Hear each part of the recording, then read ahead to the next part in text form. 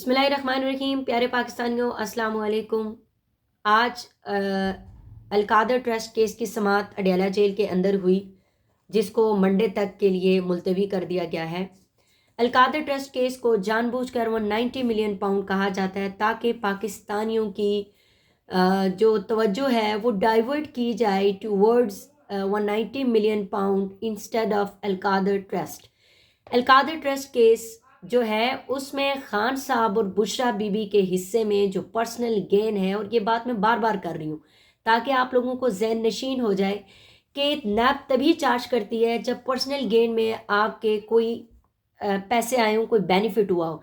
तो खान साहब के पर्सनल गेन में और बुशरा बीबी के पर्सनल गेन में सिर्फ और सिर्फ ये एजाज़ है कि उन्होंने सीरत नबी पे मबनी अलकादर ट्रस्ट बनाया, जिसके अंदर मेरे जैसे, आप जैसे और पाकिस्तान के नौजवान जो हैं वो सीरत नबी को स्टडी कर सकें।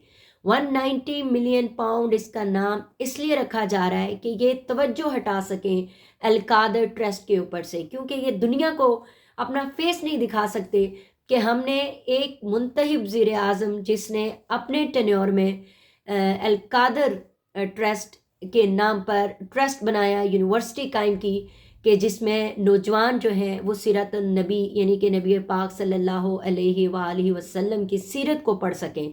उसके ऊपर बुशरा बीबी और इमरान खान को चार्ज किया है, और दुनिया से ये छुपने के लिए, दुनिया को फेस ना कर सकें, इसलिए ये अलकादर ट्रस्ट केस को 190 मिलियन पाउंड कहते हैं।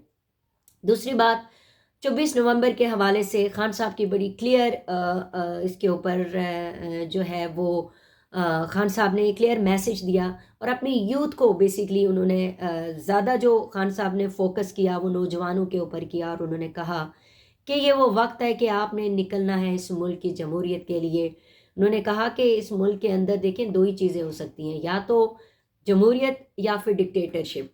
एक साल से मुसल्लत ये जो सिविल डिक्टेटरशिप है, या तो हमने इसको एक्सेप्ट करना है या फिर हमने आज़ादी के लिए, जमहूरियत के लिए निकलना है। जमहूरियत में क्या होता है कि अवाम अपने मसाइल या अवाम जो है अपना फ्यूचर खुद डिसाइड करे कि उन्होंने किस तरह से पाकिस्तान के अंदर रहना है।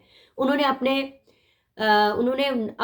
अपने जो होते हैं लीडर्स, उनको चुनना होता है, ठीक है। उन्होंने मुंतखब करके उन्हें पार्लियामेंट में भेजना होता है कि ये हमारे नुमाइंदे हैं, ये हमारी नुमाइंदगी करेंगे पार्लियामेंट के अंदर, और पार्लियामेंट के अंदर क्या होना है, लोगों के मसाइल डिस्कस होने, अवाम के मसाइल डिस्कस होने, और अवाम के लिए काम होना है। ये है जमहूरियत।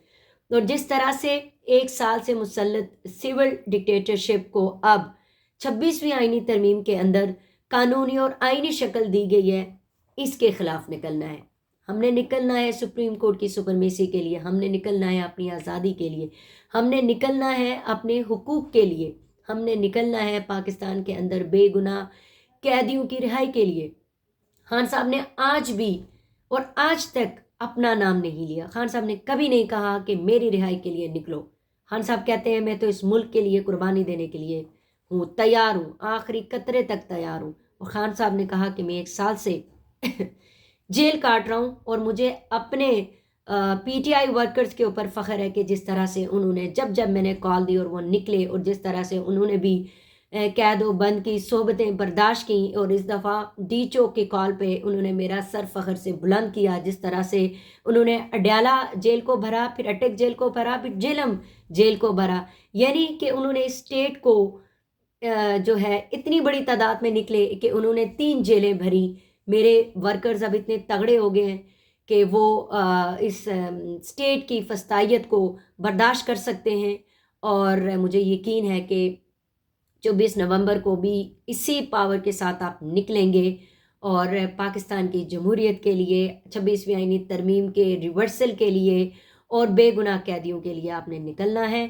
और खान साहब ने कहा कि पाकिस्तान और पाकिस्तान की जमहूरियत के लिए मेरी जान भी हाजिर है।